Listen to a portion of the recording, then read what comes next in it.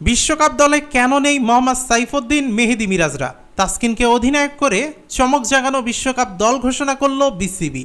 বিশ্বকাপে যার যাওয়া নিয়েই ছিল শঙ্কা, সেই তাসকিনই শেষ পর্যন্ত সহ অধিনায়ক হয়ে যাচ্ছেন বিশ্বকাপে।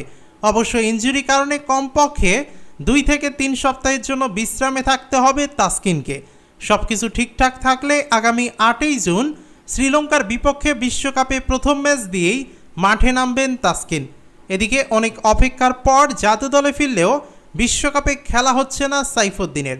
তার সঙ্গে প্রতিযোগিতায় উতরে গেছে পেসার তানজিম হাসান সাকিব।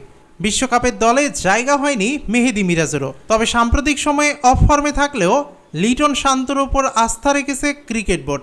এদিকে সাইফুদ্দিনকে দলে না রাখা নিয়ে বিসিবির প্রধান নির্বাচক গাজী আশরাফ হোসেন লিপু জানিয়েছেন, দুটো রাস্তা ছিল আমাদের সামনে। প্রথমত দলে থাকা ফিট ক্রিকেটারদের মধ্যে থেকে নির্বাচন, দ্বিতীয়ত বাকিদেরও পরখ করে দেখা। আমরা চোট থেকে ফেরা সাইফুদ্দিনের পারফরমেন্স দেখতে চেয়েছিলাম, তার উপর অবশ্যই আমাদের আস্থা ছিল। তবে এই জিম্বাবুয়ে সিরিজে আমাদের আস্থার জায়গায় কিছুটা এগিয়ে তানজিম সাকিব, সে কারণে সাইফুদ্দিনকে রাখা হয়নি। সাকিবকে আমরা শ্রীলঙ্কা সিরিজেও দেখেছি, তার একাগ্রতা এবং আগ্রাসন খুব ভালো। তার সঙ্গে সাইফুদ্দিনের প্রতিযোগিতা চলছিল, সে জায়গায় সাকিব উতরে গেছে। চলুন এক নজরে দেখে নেই বিশ্বকাপে বাংলাদেশের স্কোয়াড কেমন হলো।